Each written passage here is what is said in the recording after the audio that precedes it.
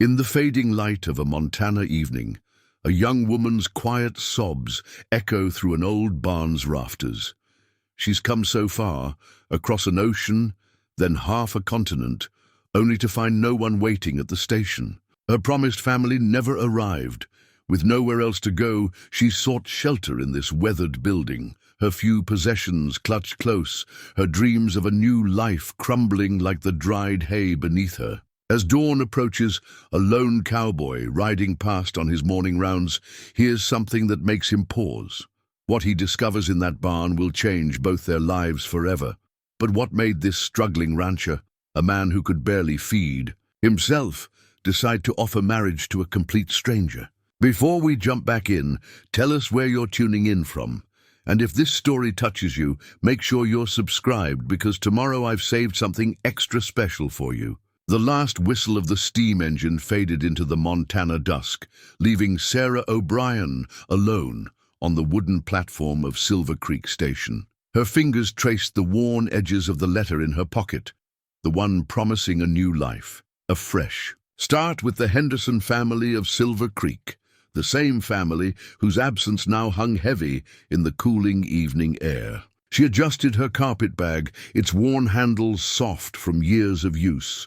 Inside lay her entire world, 2 dresses, her mother's Bible, and a daguerreotype of her parents on their wedding day. The image, though faded, showed her mother's gentle smile, the same smile Sarah had inherited, along with her father's determined green eyes. "Excuse me?" she called out to the station master, who was preparing to lock up for the night. "The Henderson family, are you certain they received no word about my arrival?" The old man's weathered face softened with pity. "Nothing, miss. Been quiet all day, save for the usual freight delivery." He hesitated, then added, "Town's got a boarding house just down the street. Mrs. Miller's a fair sort." "Thank you," Sarah cut him off, pride stiffening her spine. The truth was, her remaining funds wouldn't cover even a single night's stay. The journey from Ireland had depleted nearly everything, with just enough set aside for emergencies. This, she supposed, qualified as such, though not in the way she'd imagined. She walked down the town's main street, past the general store with its shuttered windows, and the saloon where raucous laughter spilled into the growing darkness. Every step took her further from the life she'd imagined, from the respectable position as governess to the Henderson children that had been promised in their correspondence. The spring evening carried a bite of lingering winter, and Sarah pulled her worn shawl tighter. On the outskirts of town, a large barn stood silhouetted against the darkening sky. Its doors hung slightly ajar, offering a glimpse of hay-filled shadows within. Something about its quiet solidity drew her forward. Sarah slipped inside, the sweet scent of hay and horse enveloping her. Moonlight filtered through gaps in the weathered boards, creating patterns on the dirt floor. She climbed the ladder to the loft, her carpetbag bumping against each rung. The hay was fresh, and in one corner a horse blanket lay forgotten. As she arranged the blanket over the hay, Sarah's fingers brushed against her mother's Bible in the carpetbag. She pulled it out, its familiar weight anchoring her to memories of home, of Sunday mornings in their small cottage, the smell of fresh bread, and her mother's voice reading passages by candlelight. "You'd know what to do, wouldn't you, Mama?" she whispered, opening the Bible to where a pressed shamrock marked her favorite psalm. Her mother had always said God had a purpose for every trial, though Sarah struggled to see it now. The first tears came quietly, born more of exhaustion than despair. She'd shed enough tears on the journey across the Atlantic, watching Ireland fade into the mist. These were different. Tears of uncertainty, of paths not taken and promises broken. As she curled up on the makeshift bed, Sarah thought of the letter she'd received 3 months ago. Mrs. Henderson's elegant handwriting had painted such a lovely picture. 3 children needing education, a position of respect in a growing frontier, a town, the chance to build a new life far from the memories of famine and loss that still haunted Ireland. Just until morning, she murmured to herself, pulling the horse blanket closer. Tomorrow I'll figure something out. The words felt hollow in the vast space of the barn, but they were all she had. That, and the strange peace that seemed to emanate from the sturdy walls around her. Outside, a lone owl called into the night. The sound reminded her of home, of the birds that used to nest in the old oak behind their cottage. Sarah closed her eyes, letting the familiar sound soothe her. As sleep began to creep in, she held on to one thought. She hadn't come all this way to give up now. Tomorrow would bring new possibilities, new paths forward. For now, though, she could rest, protected by the solid beams above and the soft hay beneath. The moon continued its arc across the sky, casting shifting shadows through the barn's slats. In her sleep, Sarah's fingers remained curled around her mother's Bible, its pages holding not just prayers, but pressed flowers from home, letters from her sister in Dublin, and the last tangible connections to the life she'd left behind. As dawn approached, bringing with it footsteps that would change her fate, she slept the deep sleep of one who had reached the end of one journey, unknowingly poised at the beginning of another. Thomas Barrett rose before the sun, as he had every day for the past 15 years. The ranch house creaked around him, empty sounds and empty rooms. He lit the oil lamp, its warm glow catching the leather-bound ledger on his desk. Last night's figures still stared up at him, each column telling the same story. The ranch was failing. He pulled on his boots, worn smooth at the heels, and took his father's old pocket watch from its place beside his bed. The gold was tarnished now, but the mechanism still kept perfect time. 5 minutes to 4, early enough to check the far pasture before the day's heat set in. In the kitchen, he stirred the banked coals in the stove and set coffee to boil. While he waited, Thomas reviewed the ledger one more time. The drought had hit everyone hard, but being alone made it worse. No hands to help with the cattle, no one to tend the vegetable garden his mother had once kept so carefully. Just him, trying to hold onto a dream that seemed to be slipping through his fingers like the dry Montana soil. The coffee was bitter and strong, just as his father had taught him to make it. Outside, the pre-dawn air carried the scent of sage and the promise of another scorching day. His horse, Duke, nickered softly as Thomas approached the small stable attached to the house. "Morning, old friend," Thomas murmured, running a hand along Duke's neck. The horse was getting on in years, just like everything else on the Barrett ranch. But like Thomas himself, Duke wasn't ready to give up just yet. As he saddled Duke, Thomas's mind wandered to yesterday's letter from the bank. Third notice this month. The words seemed burned into his memory. Payment past due, foreclosure. Proceedings, immediate attention required.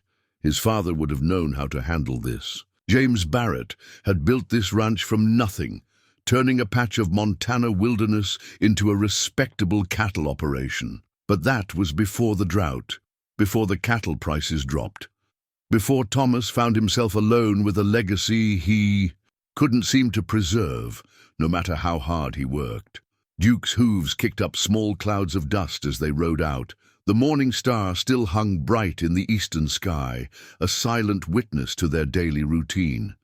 They checked the fence line first. Thomas had repaired it just last week, but the winter had been hard on the posts, and he couldn't afford to lose any more cattle to wandering. The far pasture lay quiet in the pre-dawn light. Too quiet. The grass was sparse, barely enough to sustain the reduced herd he had left.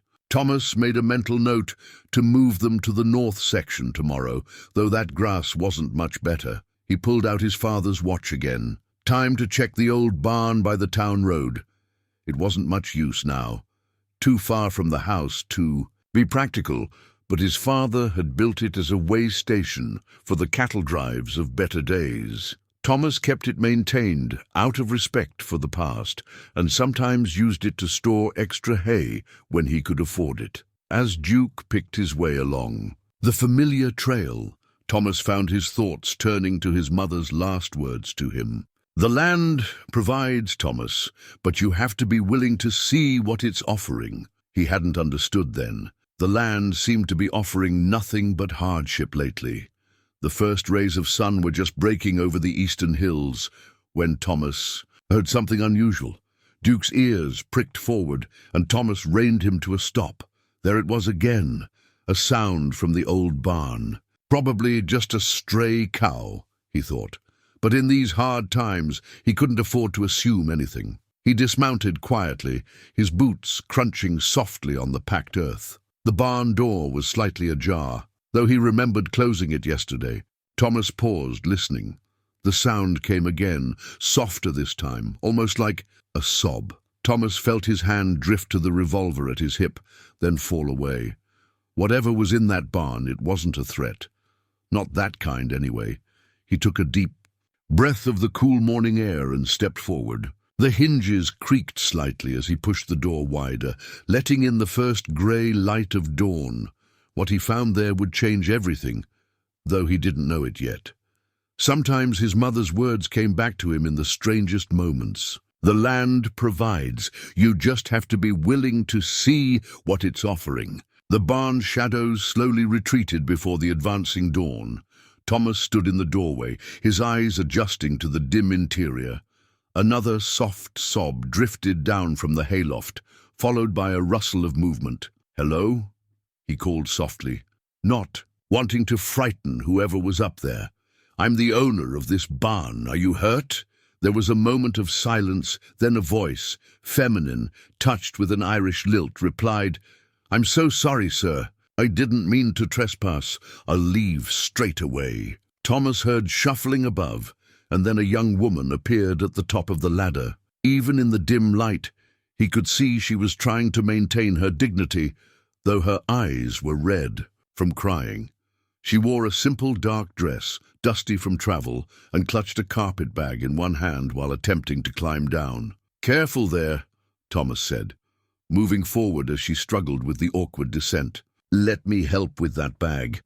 She hesitated, then handed it down to him. The bag was surprisingly light, as if it contained little more than hope and promises. When she reached the ground, she stood straight back despite her obvious exhaustion. "I'm Thomas Barrett," he said, setting her bag down carefully. "And you're not trespassing." "Not really. This barn's seen plenty of travelers over the years." "Sarah O'Brien?" She smoothed her skirts, a nervous gesture. "I was supposed to meet the Henderson family yesterday evening. They'd arranged for me to be their governess, but—" Her voice trailed off. Thomas frowned. "The Hendersons? They moved to Oregon 2 months ago. Their place was foreclosed." He saw the news hit her like a physical blow, though she struggled to hide it. His hand went to his pocket, where his mother's wedding ring still resided, the one piece of jewelry he hadn't sold during the worst of the drought. He'd carried it for years, waiting for something. "Do you have somewhere else to go?" he asked, already knowing the answer. Sarah shook her head slightly, then lifted her chin. "I'll figure something out. Perhaps there's other work in town." "Town's not hiring much these days," Thomas interrupted gently. "Droughts hit everyone hard." He paused, thinking of the empty ranch house, the endless silent meals, the work that never seemed to end. Though she looked at him questioningly, and Thomas suddenly felt the weight of what he was about to propose. It was crazy, really, the kind of thing his father would have called reckless. But then James Barrett had always said, opportunity didn't announce itself with trumpets. It whispered from the shadows of ordinary days. "Miss O'Brien," he began, then started again. "Sarah, I have a ranch, about 2 miles from here. It's not much and times are hard, but—" He took a deep breath. "I could use a wife, someone to help work the land, keep the books, share the load." Her eyes widened, and he hurried on. "I know it's not what you came here for. I'm not offering romance or riches. Just a fair partnership, a chance for both of us to make something work." Sarah was silent for a long moment, studying him in the growing light. "You don't know anything about me," she said finally. "I know you're brave enough to cross an ocean on a promise," Thomas replied. "I know you kept your dignity even when that promise fell through. And I know my ranch needs more than just my 2 hands to survive. He pulled out the ring, its gold catching the first real light of day. It was my mother's. She was Irish too, as it happens. Sarah looked at the ring, then at the lightening sky outside the barn doors. A partnership, she said slowly, testing the word, not a romance. Just 2 people helping each other make a life, Thomas agreed. Though I should warn you, the ranch is in trouble. Bank's been sending notices. It won't be easy. A ghost of a smile touched Sarah's lips. Mr. Barrett, I left Ireland during the famine. I know about not easy. She held out her hand then, not for the ring, but to shake his. A partnership then. Though we should do this properly with a preacher and witnesses. Thomas felt something unlock in his chest. A door he hadn't realized was closed. Reverend Mills lives just up the road. He's usually up early to tend his chickens. He picked up her carpet bag. Shall we? Sarah nodded, and together they stepped out of the barn into the full dawn light. Later, Thomas would remember this moment, how the rising sun painted everything in shades of possibility, how Sarah's step matched his, as if they'd been walking together for years, how sometimes the biggest chances come disguised as simple choices, made in the quiet of morning. The morning mist still clung to the grass as Thomas and Sarah walked the dirt path to Reverend Mills's house. Duke followed behind, his reins loose in Thomas's hand, his hoofbeats marking a steady rhythm to their silence. Each step felt both momentous and ordinary. The paradox of life-changing decisions made in the quiet hours before the world fully wakes. Sarah clutched her mother's Bible close. She'd taken it from her carpet bag before Thomas secured the rest of her belongings to Duke's saddle. Its familiar weight anchored her as thoughts tumbled through her mind. The absurdity of marrying a stranger, the practical wisdom of the arrangement, the strange sense of rightness that she couldn't quite explain. Reverend Mills is a good man, Thomas said suddenly, breaking the contemplative quiet. Known him since I was a boy. He helped my family through some hard times after my mother passed. Sarah nodded, appreciating how he offered these small pieces of himself, building a bridge between strangers. My father was a minister, she shared in return, small parish in County Cork. He always said God works in practical ways, if we're wise enough to see them. Thomas glanced at her, a smile touching the corners of his eyes. Sounds like something my mother would have said. She had a way of finding providence in everyday things. They crested a small hill, and a modest white house came into view. Smoke already rose from its chimney, and in the yard, a tall man in a black coat scattered feed to a flock of chickens. He looked up at their approach, surprise flickering across his weathered features. Thomas Barrett, he called out, you're about the last person I'd expect to see at this hour, and with company, no less. Morning, Reverend, Thomas replied, removing his hat. We've come with an unusual request. The Reverend's eyes moved from Thomas to Sarah, then to the Bible she held. Understanding dawned in his expression. Perhaps you'd both better come inside. Martha's just put coffee on. Inside, the house was warm and smelled of fresh bread. Mrs. Mills, a small woman with kind eyes, took one look at Sarah and disappeared, upstairs, returning moments later with a brush and a few pins. Can't have you getting married with hay in your hair, dear, she said matter-of-factly, leading Sarah to a corner of the kitchen, while Mrs. Mills gently worked the tangles from Sarah's dark hair. Reverend Mills sat at the kitchen table with Thomas, their heads bent over a piece of paper. Sarah caught fragments of their conversation, legal requirements, witness signatures, the necessity of publishing bans under normal circumstances. Though I suppose, the Reverend was saying, these aren't exactly normal circumstances. He looked up, catching Sarah's eye. My dear, are you quite certain about this? Marriage is not a decision to be made lightly. Sarah met his gaze steadily. No, sir, it's not. But sometimes the right decision doesn't need much time, only clarity. The Reverend nodded slowly, something like approval warming his expression. Martha, would you fetch the good quill, the one we use for baptismal certificates? Mrs. Mills finished pinning Sarah's hair, now neatly arranged despite its simplicity. "There," she said softly. "Every bride deserves at least this much fuss." Even at dawn, they gathered in the Reverend's small study. Morning light streamed through the east window, casting long shadows across the worn carpet. Sarah stood beside Thomas, acutely aware of his quiet strength, the respectful distance he maintained even as they prepared to join their lives. The ceremony was brief, but dignified. Reverend Mills read from Sarah's Bible, the Irish Gaelic inscription, on its cover catching the light. Thomas's hands were steady as he slipped his mother's ring onto Sarah's finger. The gold was warm, as if it carried the memories of the woman who had worn it before. "What God has joined together, let no man put asunder," Reverend Mills intoned. The words echoed in the small room, carrying the weight of generations. When it was done, Mrs. Mills insisted they stay for breakfast. Over coffee and fresh bread, they spoke of practical things, the ranch, the drought, the work ahead. But there were lighter moments too, like when Mrs. Mills told stories of Thomas as a boy, making him duck his head in embarrassment. As they prepared to leave, Reverend Mills pressed the marriage certificate into Sarah's hands. The ink was barely dry, the letters carefully formed. Thomas James Barrett and Sarah Margaret O'Brien, joined in holy matrimony on this day, witnessed before God and company. "Your father's ring suits her," Mrs. Mills said softly to Thomas as they stood in the doorway. "Catherine would have approved." Thomas nodded, words seemingly caught in his throat. Sarah pretended not to notice as she adjusted her shawl, giving him time to compose himself. Already she was learning to read him, to understand the quiet ways he carried his heart. They mounted Duke together, Sarah sitting sideways in front of Thomas, her carpet bag and Bible secure.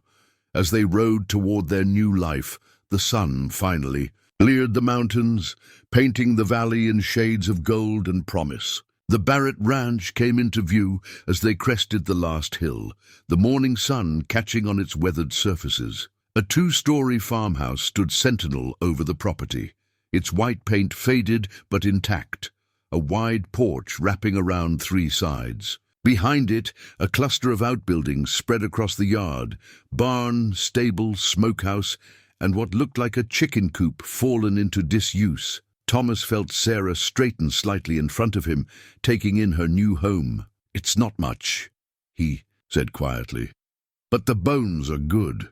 My father built that house himself, raised every beam by hand." "It's more than I expected," Sarah replied, and he heard genuine appreciation in her voice. "Those roses by the porch, they're beautiful. My mother's climbing roses.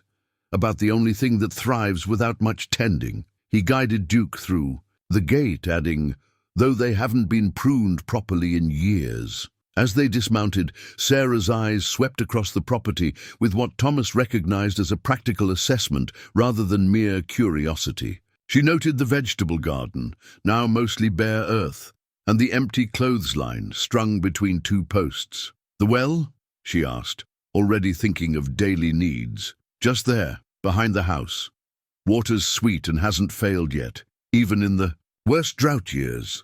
He lifted her carpet bag from Duke's saddle. "Shall I show you inside?" The house was cool and dim after the morning brightness. Thomas led her through the front room, with its stone fireplace and his father's old armchair, into the kitchen. Here, signs of bachelor living were most evident.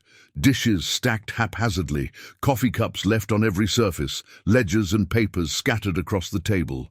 Sarah set her Bible down gently, then rolled up her sleeves. The gesture was so natural, so matter-of-fact, that Thomas felt something catch in his throat. How long had it been since someone besides himself had moved purposefully through these rooms?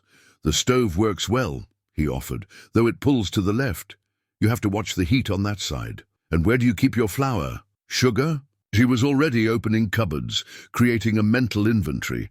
"Oh, and I saw a pump by the back door. Does it work, or do we need to haul from the well?" "Pump works fine in warm weather. Flour's in the barrel by the pantry." He watched as she nodded, filing away each piece of information. Would you like to see the rest of the house?" Upstairs, he showed her the bedrooms, his parents' old room, now thick with dust, and his own sparse chamber with its narrow bed and wooden chest. "You should take the main bedroom," he said quickly. "I'll stay in mine, or sleep downstairs if you prefer. There's a perfectly good cot in the study." Sarah's expression softened at his awkward gallantry. "Mr. Barrett, Thomas," she corrected herself. "We're married now. However unusual the circumstances, I don't expect you to sleep on a cot in your own home." He felt his ears redden. I want you to feel safe here, comfortable." "I appreciate that," she said quietly.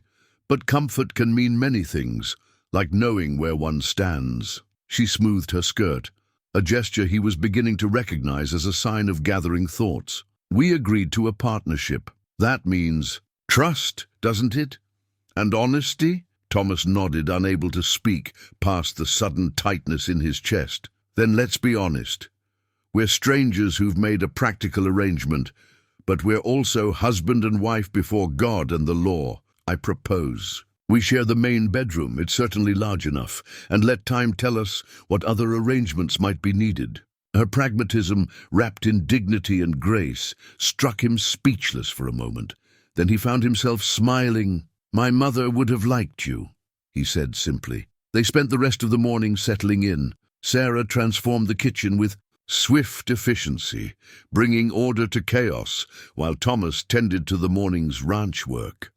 When he came in for dinner, lunch, she called it, he found fresh coffee brewing and the table cleared for a proper meal. "I found some salt pork and potatoes," she said, setting out plates. "Tomorrow I'll need to take a proper inventory, make lists of what's needed." "About that," Thomas said carefully, "funds are tight. The bank—" "I know," she interrupted gently. "I saw the notices in your ledger while I was clearing the table. We'll manage." She paused, then added, "I'm good with figures.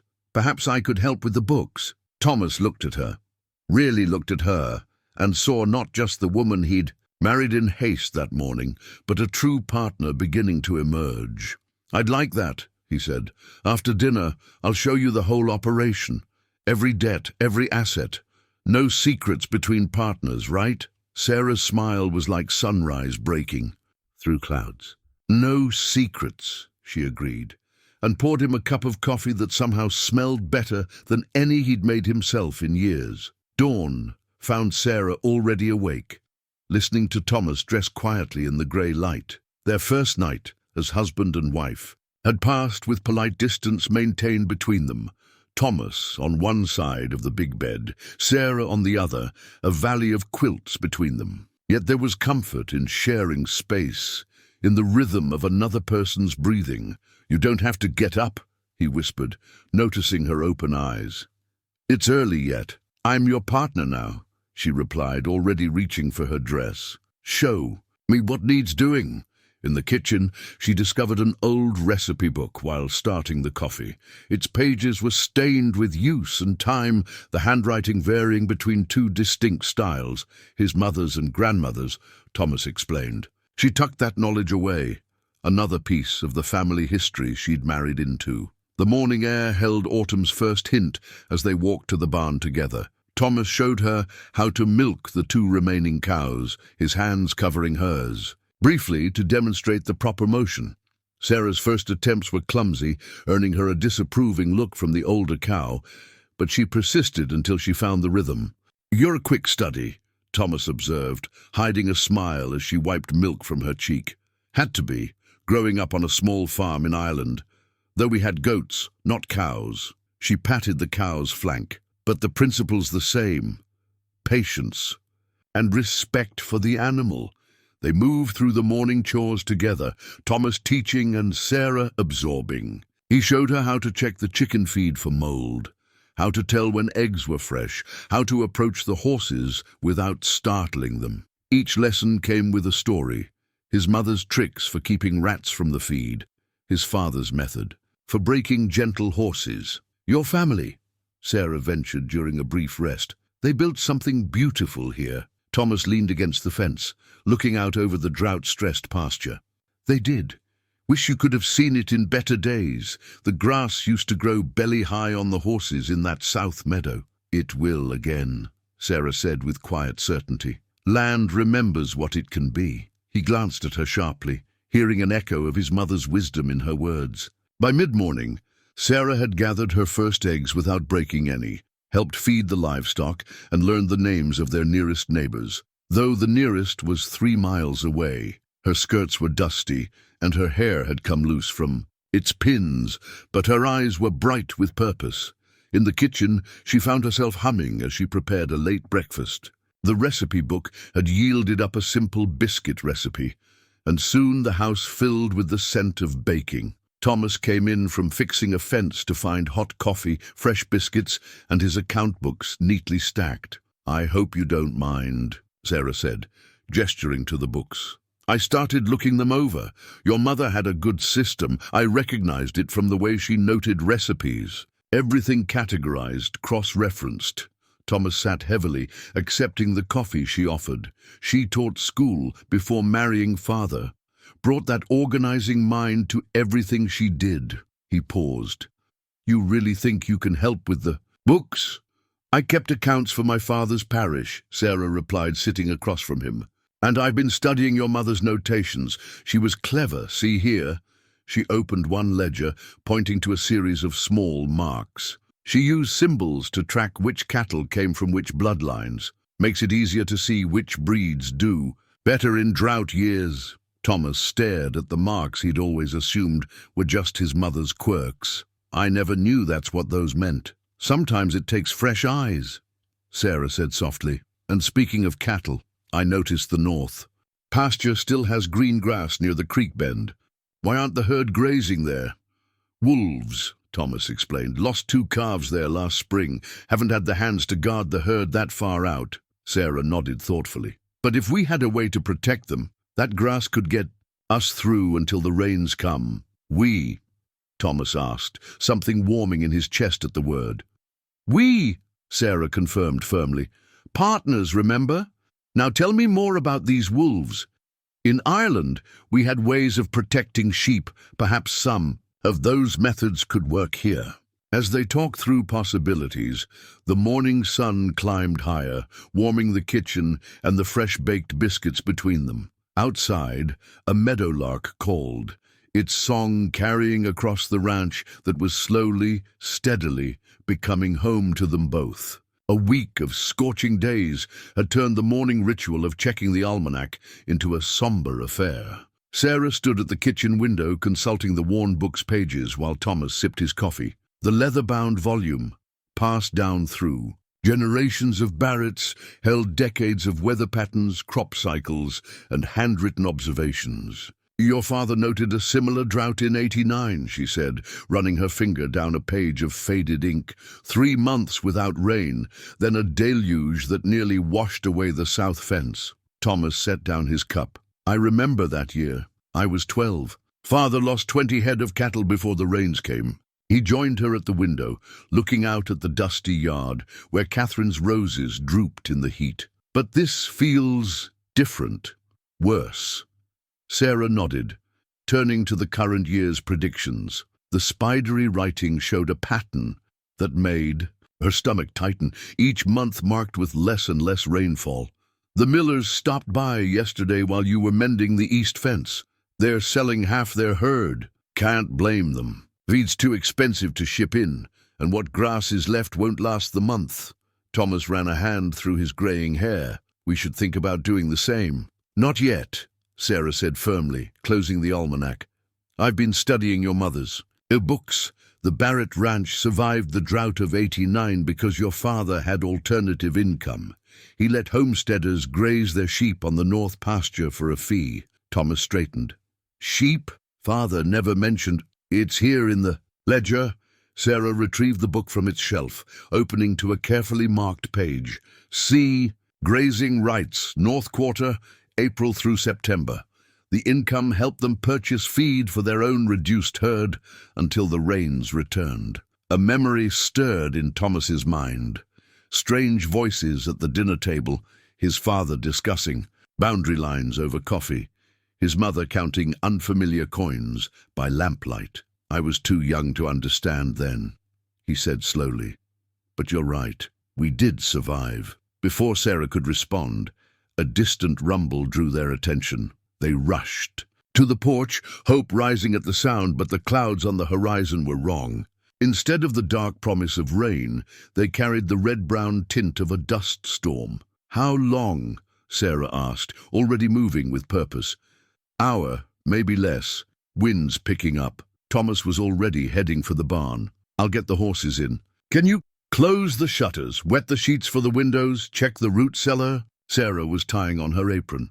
"I remember dust storms from Ireland, different colour, same devil." They worked with urgent efficiency, Thomas bringing in the livestock while Sarah secured the house. When the first winds hit, they were safely inside, damp sheets hanging over the windows. The storm raged outside, turning day to dusk, then near night.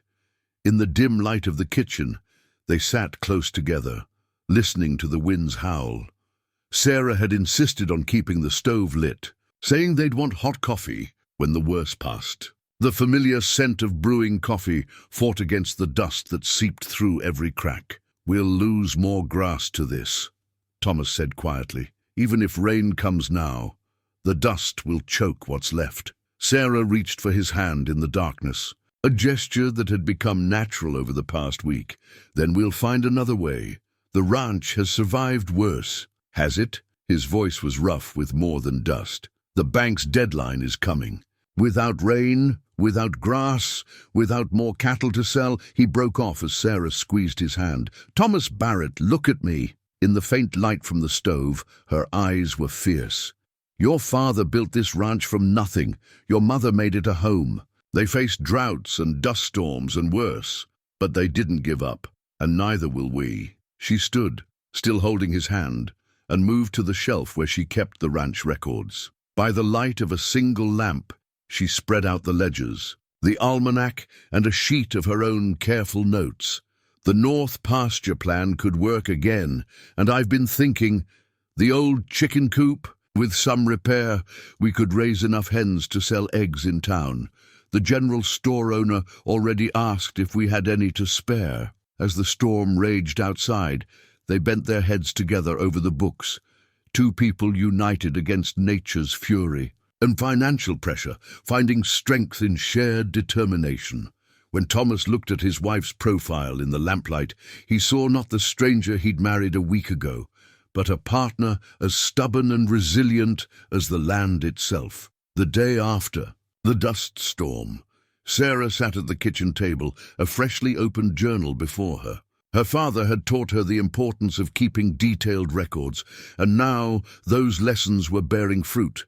Each page contained carefully calculated figures, egg production estimates, feed costs, potential markets in town. Thomas entered, stamping dust from his boots. "Storm damaged the south fence worse than I thought. Spent all morning rounding up strays." He paused, noting her intense concentration. "What's all this?" "Our future," Sarah replied, not looking up from her calculations. "I've been thinking about what your mother wrote about diversifying the ranch's income. The chicken coop repairs would cost less than feeding one cow through winter, and eggs sell for a premium now that the miller's hens have stopped laying." Thomas poured himself coffee, frowning. "Eggs? Sarah, this is a cattle ranch. It's a ranch that's about to fail if we don't try something new." The words came out sharper than she'd intended, and she saw him stiffen. "I'm sorry. That wasn't fair. But Thomas, look at these numbers."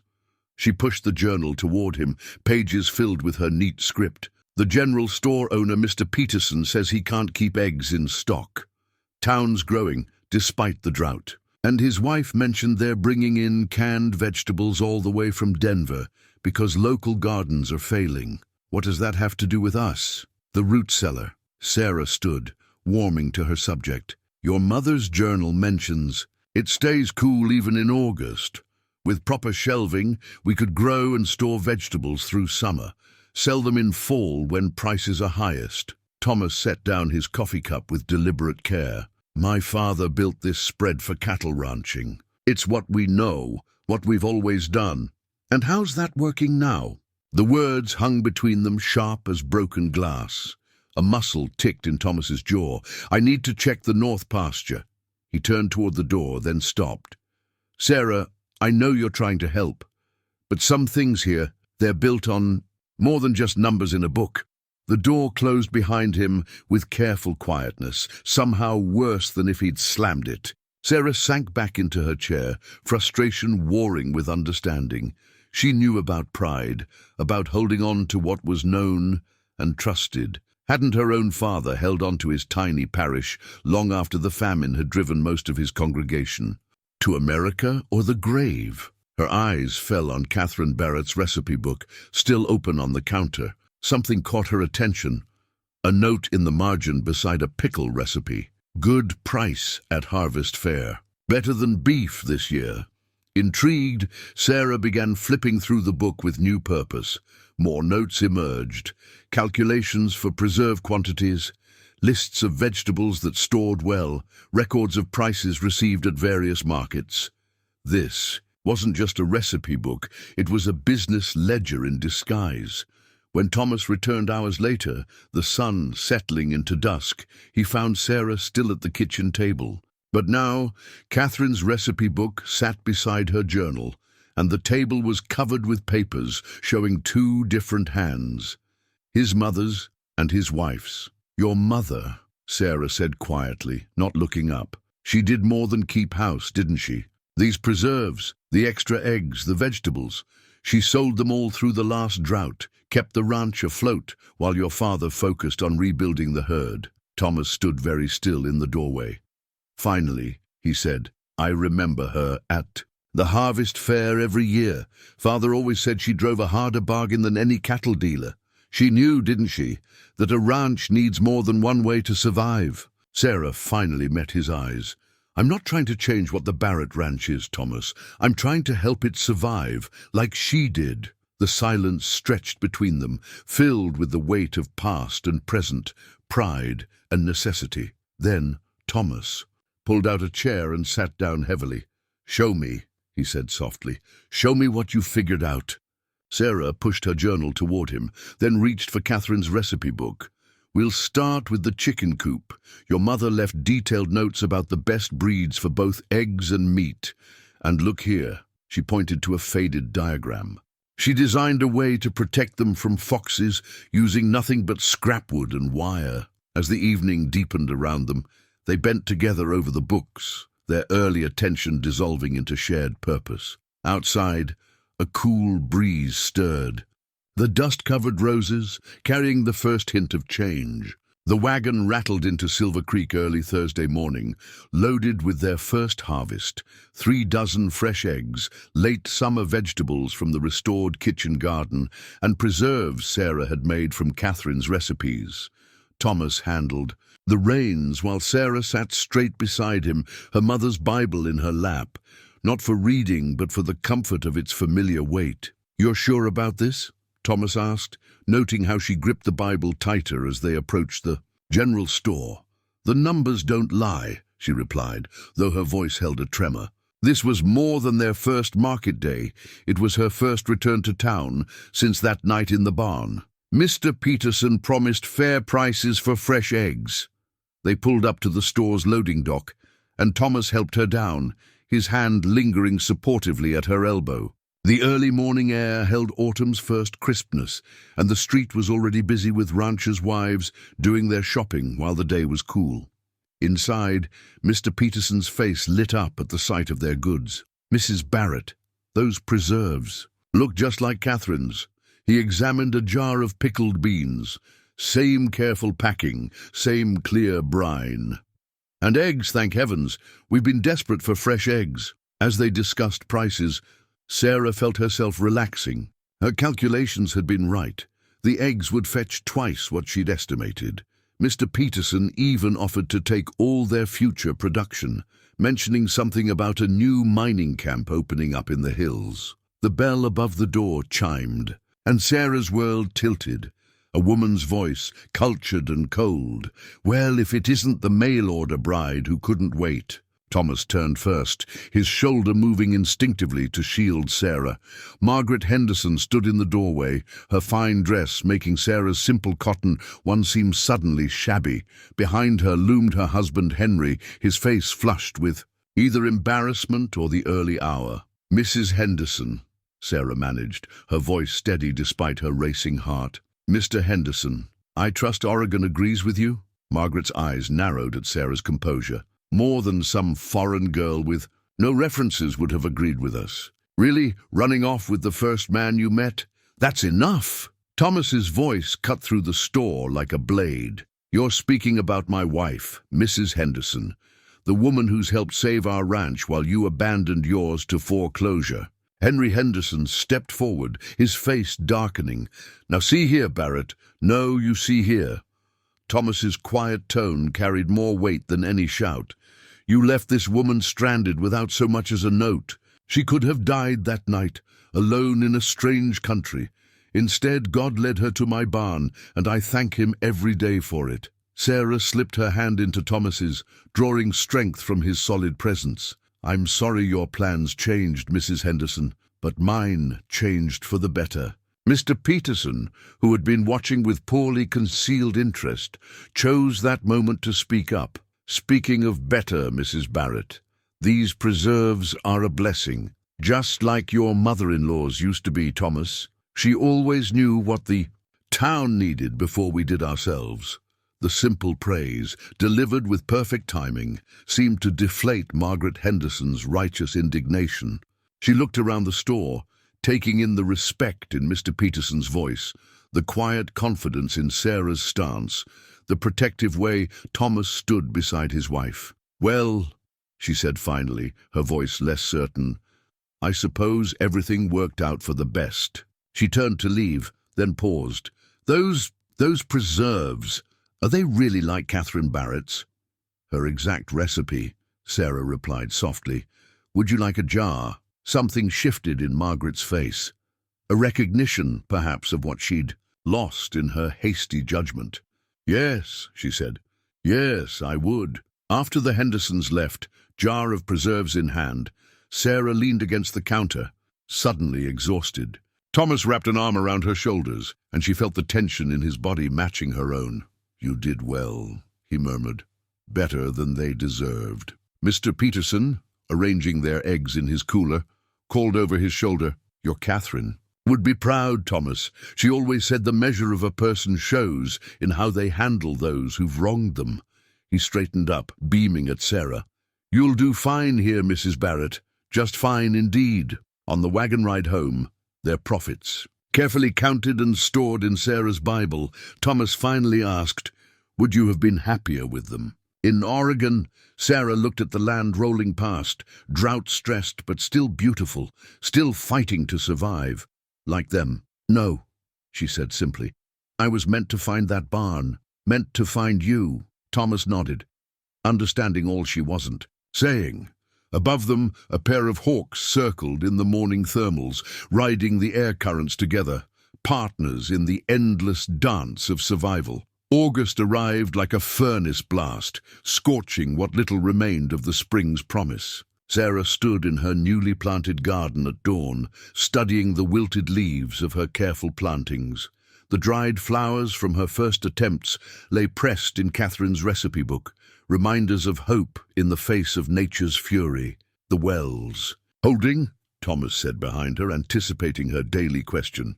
"But we'll need to be careful. Miller's lost theirs yesterday." Sarah nodded, touching a tomato plant's yellowing leaves. She'd rigged a system of canvas sheets to shade the vegetables during the worst heat, an old Irish trick her grandmother had used. "The morning dew helps," she said.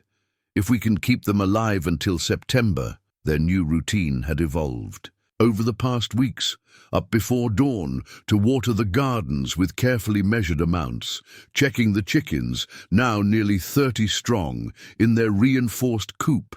Thomas tending the reduced herd, while Sarah managed their growing egg business and worked on Catherine's preserved vegetable recipes. "Mr. Peterson sent word," Sarah continued, straightening her back. "The mining camp's expanding. They're asking For more eggs, more preserves, whatever we can provide. Thomas ran a hand through his hair, now streaked with more grey than when they'd met. That's good news, but he broke off, looking toward the cattle in the distance. Even from here, they could see ribs showing through drought-thin hides. We'll lose more before it's over, Sarah said gently, naming the fear he wouldn't voice.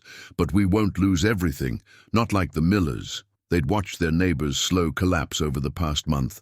First the well, then the cattle. Sold for pennies on the dollar, and finally the farm itself, shuttered and silent. Each loss had strengthened Sarah's resolve to diversify their income and Thomas's willingness to try new approaches. Inside the kitchen, the day's first batch of eggs waited in their basket. Sarah had learned to grade them carefully, the largest and most perfect for the mining camp, the others for the general store. Even the smallest found use in her baking, which she'd begun selling at Mr. Peterson's alongside the preserves. Found something yesterday, Thomas said, helping her sort the eggs. In Father's old trunk. He pulled out a leather folder, its surface cracked with age. Deed to the North water rights. Never knew he'd bought them. Sarah paused in her work, understanding the document's significance. The creek that feeds the North pasture belongs to us all the way to the bend. Miller's selling his water rights with the farm, but ours are separate. If we could repair the old irrigation channels, we could water more than just gardens, Sarah finished, excitement building. But the cost? Thomas spread the deed on the table, next to Sarah's account book. Show me the numbers again, for the eggs and preserves. She opened the book, revealing neat columns of figures. Their modest beginnings had grown steadily, each week showing better returns than the last. Mr. Peterson had even begun taking orders in advance, particularly for Catherine's pickle recipe. If we keep at this pace through autumn, Sarah's finger traced down the column, it might be enough, not all at once, but bit by bit. Thomas studied the figures, then looked out the window at the struggling ranch. The contrast between the failing pastures and Sarah's carefully tended gardens struck him suddenly, one holding on through sheer determination and innovative care, the other withering under old methods. Catherine used to say, he spoke slowly, that sometimes you have to let something die back to let it grow stronger. Maybe this drought is showing us a new way forward. Sarah reached across the table, taking his work-roughened hand in hers. The gold of his mother's ring caught the morning light. Not new, she corrected softly. Your parents knew it too. That's why they bought those water rights. Why your mother kept such careful records of her preserves. They understood about having more than one way to survive. Together they looked out at the land, their land now in all its struggling glory. The garden's canvas shades flapped in the hot wind, protecting tender plants beneath. Chickens scratched, in their reinforced yard, safe from predators, and in the distance the North Creek glinted like a promise. We'll make it work, Sarah said, her voice carrying the same quiet determination that had brought her across an ocean on a promise. Not just survive, thrive. Thomas squeezed her hand, feeling the strength in her slender fingers. Yes, he agreed, we will. And for the first time since the drought began, he truly believed it. The harvest moon hung low and golden over the Barrett ranch, casting long shadows across the yard where Sarah and Thomas worked in comfortable silence. Their first profit ledger lay open on the porch steps, its pages filled with more black ink than red. Inside, the kitchen shelves boasted rows of preserved vegetables, their glass jars gleaming in the lamplight. Last batch, Thomas announced, setting down a crate of late tomatoes. The vines had finally surrendered to autumn's chill, but not before yielding a surprising bounty, protected through summer by Sarah's careful tending. These will fetch a good price, Sarah said, examining a particularly fine specimen. The mining camp's cook sent word they're especially keen on my tomato preserves. She didn't add that they were Catherine's recipe.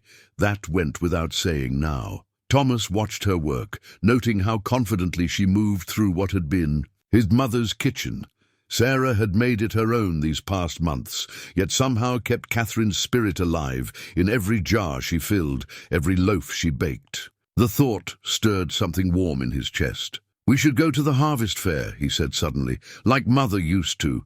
Your preserves would win ribbons." Sarah looked up, surprised. They hadn't attended any social functions since their marriage, both too focused on survival to think of celebration. "Are you sure? The North Pasture irrigation can wait a day." Thomas stepped closer, taking the tomato from her hands and setting it carefully in its crate. "We've earned a bit of pride, don't you think?" The next morning found them loading the wagon before dawn.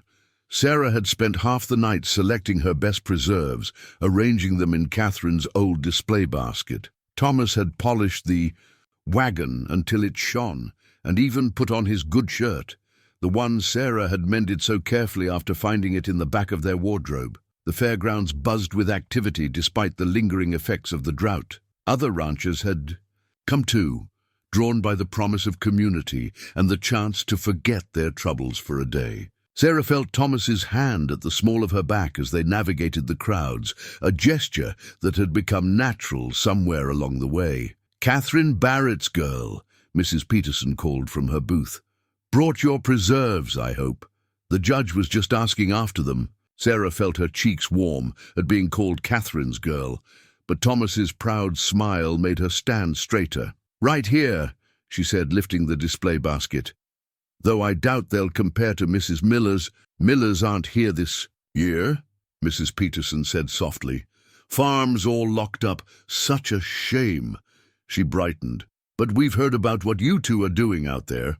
Eggs, vegetables, preserves. Just like Catherine always said, diversifying is the key." Throughout the morning, more people stopped to talk, each conversation a subtle shift in how the community saw them.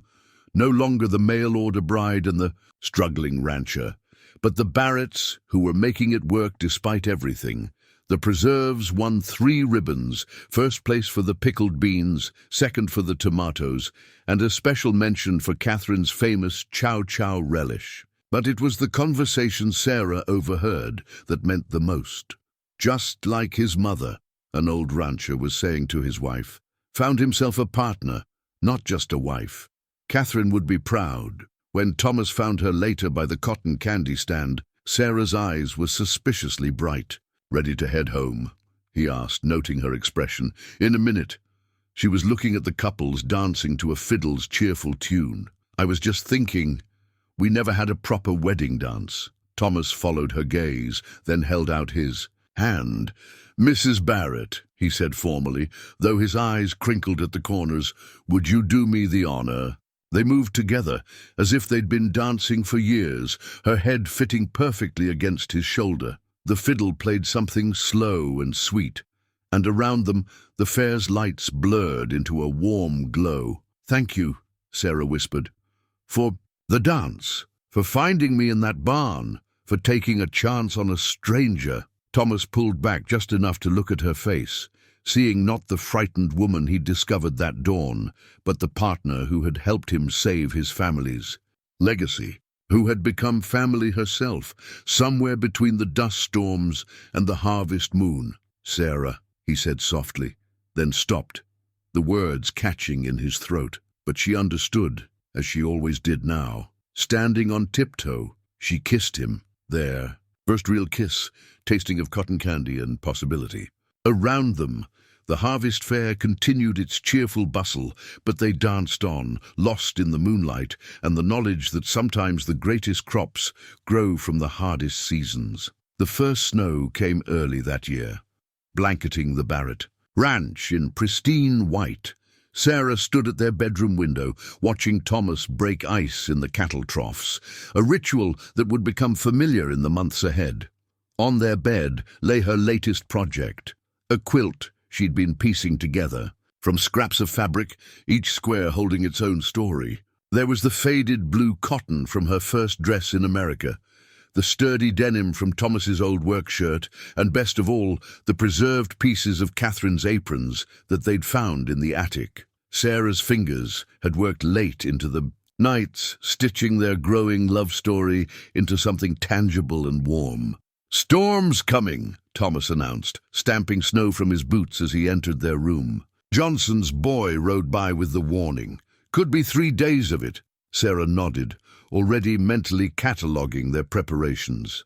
The root cellar was full, the chicken coop reinforced, and enough firewood stacked by the hearth to last a week. Yet something in Thomas's tone made her turn from the window. "What is it?" He smiled slightly, still amazed at how well she read him now. "Found tracks by the north fence. Wolf prints, bigger than usual. They're moving down from the high country. Early this year." Sarah's hand stilled on the quilt. They'd lost no cattle to wolves since her arrival, thanks to their vigilance and her suggestion of Irish bell collars for the herd. But winter wolves were different. Desperate, bold. "We'll bring the pregnant heifers closer to the house," she said, "and I'll help you check the fences tomorrow before the storm hits." Thomas crossed to her, his cold hands finding her warm ones. "Already done. Couldn't sleep last night, so I rode out at first light." He paused, looking down at the quilt. "Is that Mother's Sunday apron?" The pocket was still good. Sarah said softly, "See? I've put it here, right in the center, the heart of the pattern." His throat worked as he traced the familiar flowered print. Then he noticed the neat stitching around the edges, their names, worked in careful threads with the date they'd married. "It's beautiful," he managed. "Like everything you do." The compliment hung in the air between them, more intimate than any they'd shared before. Since the harvest fair, something had shifted in their relationship, like ice breaking up on a spring river.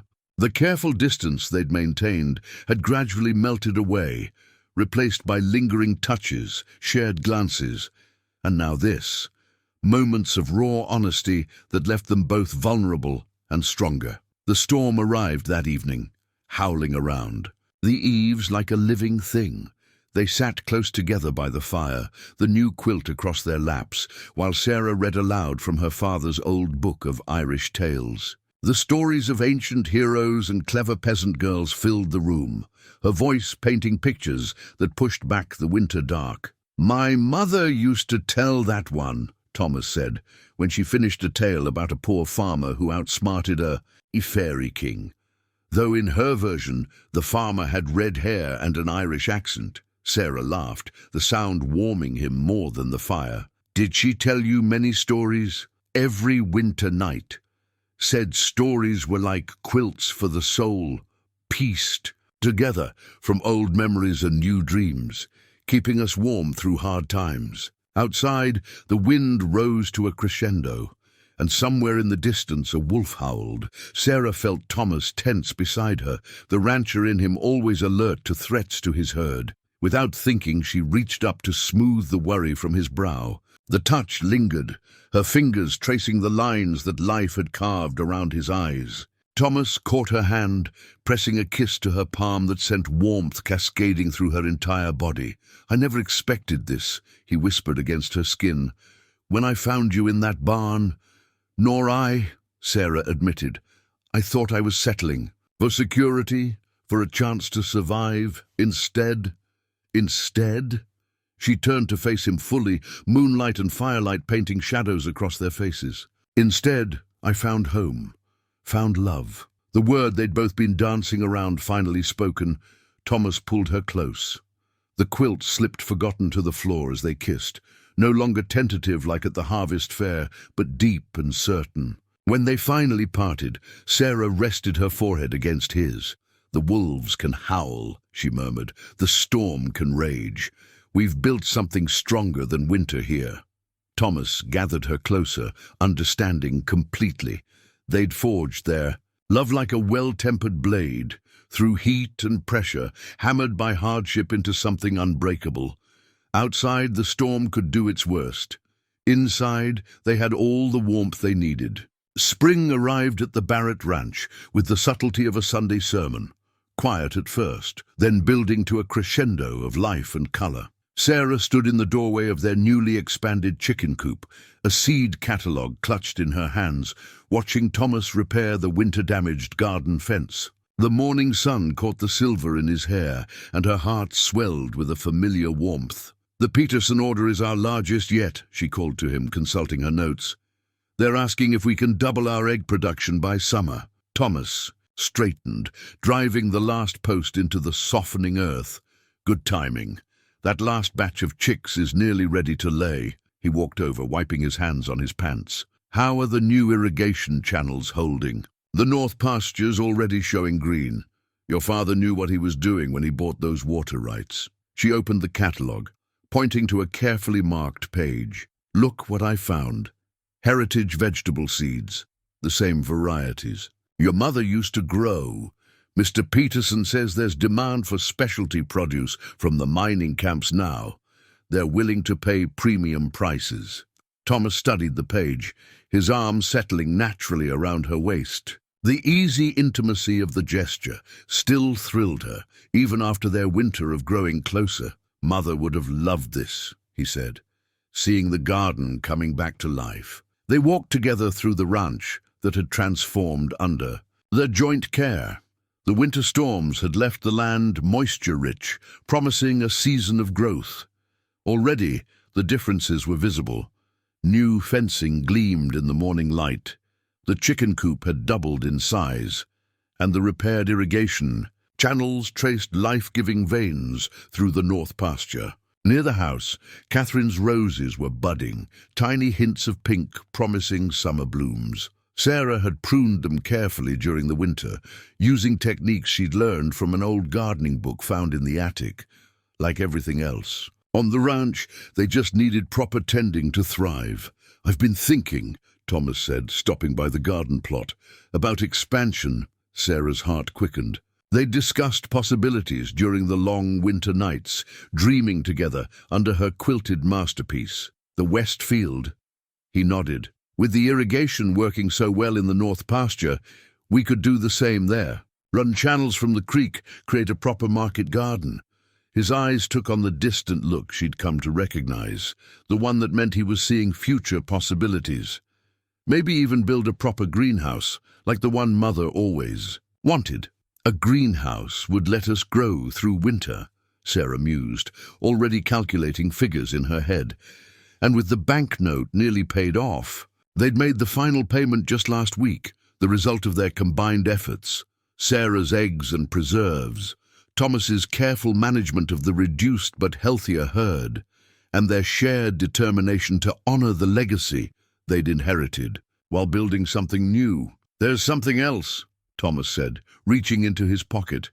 He withdrew a small package wrapped in brown paper. "Found this in town yesterday." Sarah unwrapped it carefully. Inside lay a small book. "Modern Methods of Market Gardening." Her vision blurred slightly as she read the inscription he'd written inside. "To my partner in all things. Love, Thomas." "I thought," he said softly, "since we're expanding the garden, you might want to add some new techniques to Catherine's. Old ones, create something that's uniquely ours." Sarah traced the book's cover, understanding the deeper meaning in his words. They'd moved beyond merely preserving what came before. Now they were building their own legacy, combining old wisdom with new ideas. "I have something for you, too," she said. Leading him into the house, she retrieved a document from her desk drawer, the results of her winter evening work. "I've been recording everything we've learned, all the successful methods, the timing of plantings, the best preservation techniques. So someday," she hesitated, then forged ahead, "someday our children will have a guide, like Catherine left for us." Thomas took the notebook, his hands gentle on its pages filled with Sarah's careful script and Catherine's preserved wisdom. When he looked at her, his eyes held the same love she'd seen that winter night by the fire, but now mixed with something more, a shared vision of the future they were creating. "Our children," he repeated softly, pulling her close. "Tell me more about these plans of yours, Mrs. Barrett." Sarah smiled against his chest, breathing in the scent of spring earth and new possibilities. Outside, the land was awakening, ready for another season of growth. Inside, their love had bloomed into something as sturdy as the roses by the porch, deep-rooted, flowering, and ever growing toward the light.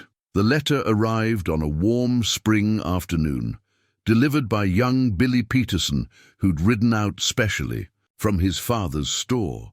"Pa said it's from Ireland," he announced importantly, handing the envelope to Sarah.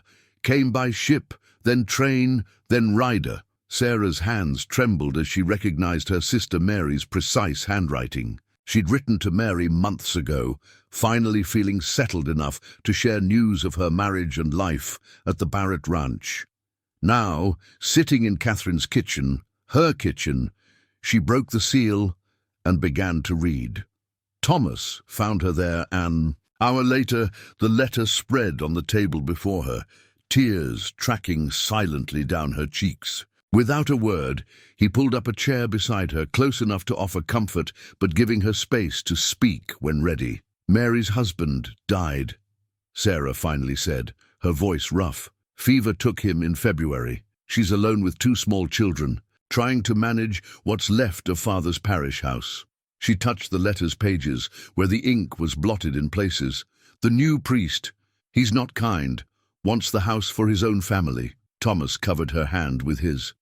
"What does she need?" The simple question, not what can we do or how terrible, but a direct path to action, was so characteristic of him that Sarah felt fresh tears well up. "She's proud, like me. Doesn't ask directly, but reading between the lines." "She needs to come here," Thomas finished. Not a question this time, but a statement of fact. Sarah turned to him, searching his face. "Thomas, I couldn't ask." "You're not asking. I'm offering." He smiled slightly. "The ranch is doing well now. The Westfield expansion is underway. We could use another pair of hands. And those children—" He paused, then continued softly. "This house was built for a family. It's been too quiet for too long." "But the expense," Sarah protested, even as hope bloomed in her chest. "Passage for 3. Thomas stood and went to his desk, returning with their account books. "Show me the numbers. That's what partners do, right? Face challenges together." They spent the evening with the books, heads bent close together. Sarah's careful accounting showed their steady progress. Eggs and preserves bringing in reliable income, the reduced but healthier herd prospering, advance orders for summer produce already paid. Thomas had been right. They could manage it. "We'll need to add on to the house eventually," Thomas mused, sketching rough plans on a spare piece of paper. "The children can share the small room for now. Mary can take the guest room, and later," he glanced at Sarah, "later, we might need more space ourselves." Sarah felt her cheeks warm, understanding his meaning. They'd been talking more openly about children of their own, especially during the intimate winter evenings. The thought of their future children growing up with Mary's, cousins playing together like she and Mary once had. "I've been selfish," she said suddenly, "keeping all this to myself, this home, this life we've built." "Stop." Thomas's voice was gentle but firm. "You earned this life. We built it together. And now," he gestured to the prosperous ranch. Visible through the window, the new gardens, the expanded coops. "Now we have enough to share."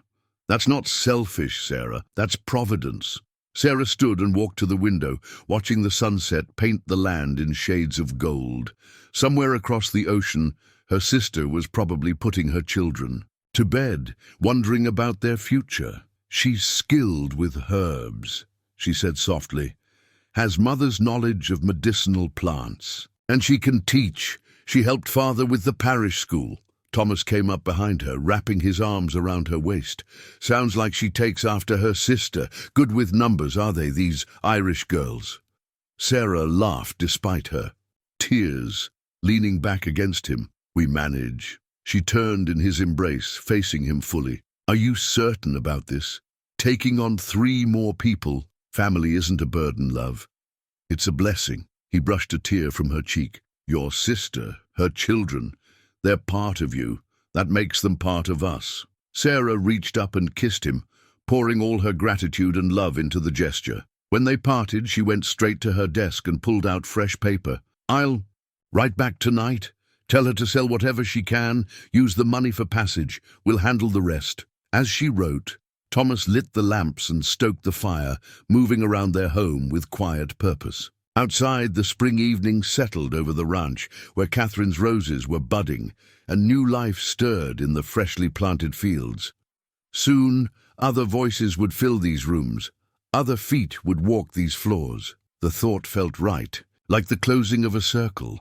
The mail-order bride who had found love in a barn now offering sanctuary to others, turning a house built for family back into a home. The station platform at Silver Creek looked different in summer sunshine than it had that fateful evening a year ago. Sarah stood beside Thomas, shading her eyes against the bright Montana sky, watching for the train that would bring her sister and nieces into their expanding world. "Train's running on time," Thomas said, checking his father's pocket watch. "Should be here any minute." Sarah smoothed her best dress, the one she'd sewn from fabric Thomas had surprised her with after their last successful market day. So much had changed since her own arrival. The frightened woman who'd slept in a barn was now a respected rancher's wife, waiting to welcome her own family to a prosperous home. The train's whistle split the air, and Sarah's heart leaped. Thomas squeezed her hand as the locomotive rounded the bend, steam billowing white against the blue sky. "Ready?" he asked softly. Before she could answer, the train was slowing, brakes squealing against iron rails. And there, a pale face at a window, followed by two smaller ones. Mary. Time seemed to blur. Later, Sarah would remember fragments. Mary's cry of recognition, the children's wide-eyed stares, Thomas quietly handling the luggage while the sisters clung to each other. Little Catherine, named for their mother, was 6 now, Michael just 4, both of them sun-browned from the long journey. "Sarah," Mary breathed, pulling back to look at her sister. You're glowing." Sarah felt herself blush, one hand straying unconsciously to her midsection, where their joyful secret was just beginning to show. They'd planned to share the news once the family was settled, but Mary had always been able to read her like a book. The ride home was filled with chatter, the children's Irish accents thick as cream as they marveled at everything. The vast sky, the distant mountains, the cattle dotting the pastures. Thomas handled the wagon with careful smoothness, adding quiet comments that soon had young Michael fascinated with the horses. When they crested the last hill, Sarah felt a surge of pride at Mary's gasp. The Barrett Ranch spread before them, transformed from the struggling homestead of a year ago. New fencing gleamed in the summer light. The expanded chicken coops bustled with activity, and the market garden was a patchwork of green against the golden prairie. "You did all this?" Mary whispered. "We did," Sarah replied, catching Thomas's smile. Together, the house welcomed them with the scent of fresh bread and the sight of Catherine's roses climbing wild and beautiful around the porch. Sarah had prepared their mother's Irish stew, the recipe she'd discovered tucked in the family Bible, and set it to simmer that morning. "Your room's upstairs," she told Mary, leading them inside. "The children's just next to it. We've put up new curtains." And Thomas built them each a bed. She trailed off, seeing tears in Mary's eyes as she took in the peaceful prosperity of the home. "When your letter came," Mary said softly, "I hardly dared hope. After James died," she straightened her shoulders, "but I won't bring sadness to this day. Look at this place, Sarah. Look what you've built." "What we've built," Thomas corrected gently, entering with the last of the luggage. "And we'll keep building. Mary, Sarah tells me you know about medicinal herbs?" Mary nodded, surprised by the question. "Good. We've set aside part of the greenhouse for just that. The mining camps need more than eggs and vegetables, if you're willing to help." "A greenhouse?" Mary's eyes widened. "Like the one at Henderson Hall?" "Bigger," Sarah smiled. "Come see." They spent the afternoon showing Mary and the children their new home. The greenhouse sparkled with promise, its newly fitted glass catching the summer light. The chicken coops rang with comfortable clucking, and the garden beds stretched neat and abundant. Even the cattle looked prosperous, grazing in the irrigated north pasture. Little Catherine fell in love with a newly hatched clutch of chicks, while Michael trailed after Thomas, asking endless questions about horses. Mary's practiced eye noted the herbs already growing in the greenhouse's medicinal section, and soon she and Sarah were deep in discussion about expanding the selection. That evening, they gathered for dinner around the big kitchen table, the one that had seemed so empty when Sarah first arrived. Now it felt right, filled with family voices, Irish blessings mixing with American dreams. Thomas sat at the head, his quiet pride evident in every glance at the expanded family. After the meal, as twilight painted the sky in purple and gold, they sat on the porch, watching the children chase fireflies in the yard. Mary's hands were busy with mending. She'd insisted on contributing immediately, while Sarah worked on a new quilt, this one sized for a cradle. "I understand now," Mary said softly, "why you wrote that God led you to that barn. This isn't just a marriage, is it? It's a miracle." Sarah looked at Thomas, who was teaching Michael how to whistle through a blade of grass, and felt the gentle quickening of new life within her. "No," she agreed, "it's not just a marriage, it's a future." Above them, the first star appeared in the deepening sky, a single point of light promising guidance, just as it had that night when a frightened girl sought shelter in a stranger's barn. But she wasn't frightened anymore, and the barn wasn't. Strange and love, it seemed, could grow as naturally as roses climbing toward the sun.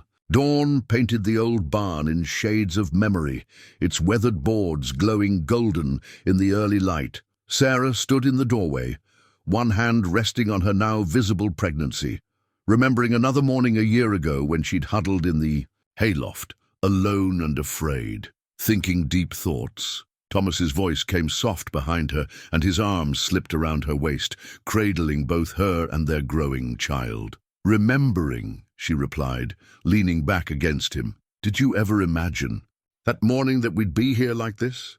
"I imagined something," he said, his voice thoughtful.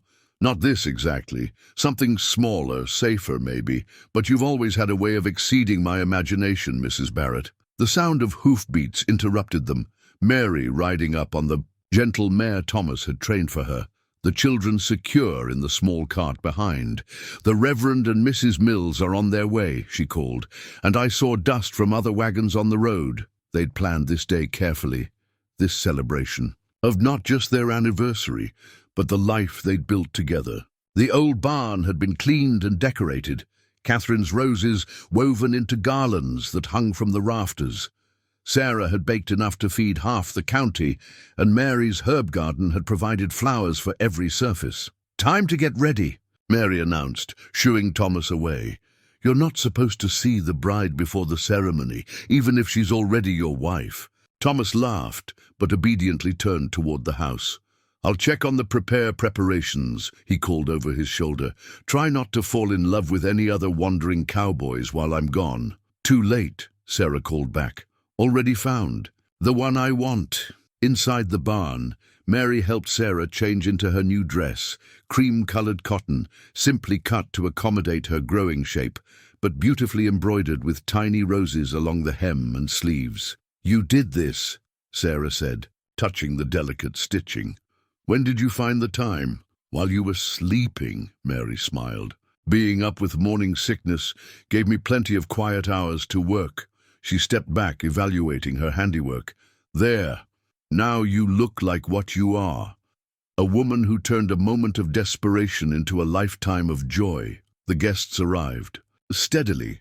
The Petersons, neighboring ranchers, friends made over the past year. Each arrival reminded Sarah of how much had changed, how deeply rooted they'd become in this community. Young Catherine and Michael darted between the adults, proudly showing off their barn to anyone who would listen. When Reverend Mills arrived, his wife carrying the same Bible they'd used a year ago, Sarah felt tears threatening. But these were different from the desperate tears she'd shed that first morning. These were tears of completion, of circles closing and new ones beginning. Thomas waited for her at the front of the barn, where morning light streamed through the hayloft window. He wore his best suit, but Sarah noticed with love that his boots were still dusty from morning chores. Some things shouldn't change, dearly. "Beloved," Reverend Mills began, his voice carrying to the rafters where barn swallows nested peacefully. "We gather today not to join these two in marriage, for God and circumstance did that a year ago in my kitchen at dawn, but to celebrate the love that grew from that practical beginning." Sarah and Thomas had written their own vows for this ceremony, words crafted from a year of shared experiences and deeper understanding. "Thomas," Sarah spoke first, her voice clear and strong, "I came to you a stranger, seeking shelter. You offered partnership when I needed it most, but you gave me so much more, a home, a future, a love I never dared to imagine. I vow to keep building this life with you, to face whatever comes with the same strength and grace you've shown me." Thomas's hands tightened on hers. "Sarah, you found me when I was lost, though I didn't know it. You brought life back to this ranch, back to my heart. I vow to keep loving you with the same courage you showed that first morning, the courage to trust, to grow, to build something beautiful from whatever life gives us." They exchanged rings again. Thomas's mother's ring, now accompanied by a simple gold band Sarah had saved in secret to buy him. As they kissed, sunlight broke fully through the hayloft window, illuminating them in a shaft of gold. The celebration that followed filled the barn with laughter and music. Children played in the sweet hay, adults danced to fiddle tunes, and everyone ate their fill of Sarah's cooking. Mary's herb flower centerpieces graced every table, and even Mr. Peterson's normally reserved wife was seen tapping her feet to the music. As evening approached, Thomas led Sarah outside for a moment of quiet. The setting sun turned the ranch into a painting of purple and gold, while the sound of celebration drifted from the barn. "Happy anniversary, love," he murmured, holding her close. Sarah watched a pair of hawks circling overhead, partners in the endless dance of sky and earth. "Happy beginning," she corrected softly, guiding his hand to where their child moved within her. Together, they stood in the fading light, surrounded by the life they'd built from hope and hard work and love that had grown as naturally as roses climbing toward heaven. On a bright spring morning 5 years later, Sarah Barrett stood in her garden, watching her daughter Catherine Rose, named for both grandmothers, trying to catch butterflies among the vegetables. Inside the house, the sound of Mary teaching arithmetic to the older children mingled with the quiet creaking of the cradle where baby James slept, watched over by his aunt. The Barrett Ranch had flourished beyond anyone's expectations. The greenhouse now stretched twice its original length, Mary's medicinal herbs becoming as famous as Sarah's preserves. The chicken operation had grown into a proper business, supplying eggs to towns across 3 counties, and Thomas's careful stewardship had restored the cattle herd to its former glory, their bloodlines strengthened by smart breeding and better pasture management. But the real treasure was in the small moments. Thomas teaching young Michael to ride, Mary's children growing tall and strong in the Montana air, the family gathering each evening around the table that had once seemed so empty. Catherine's roses still climbed the porch, now accompanied by Irish wildflowers Mary had coaxed from carefully preserved seeds. "Mama!" little Catherine Rose called, running up with fistfuls of fresh peas. "Papa's home!" Sarah turned to see Thomas riding in, his smile as warm as the day she'd first met him. He carried something in his saddlebag, a gift for their anniversary, no doubt. 5 years of marriage had only deepened their love, each challenge faced, together making them stronger. As she walked to meet him, Sarah sent a quiet prayer of thanks heavenward. That desperate night in the barn hadn't been an ending after all. It had been a beginning, the first light of a dawn that kept breaking, beautiful and new with each passing day.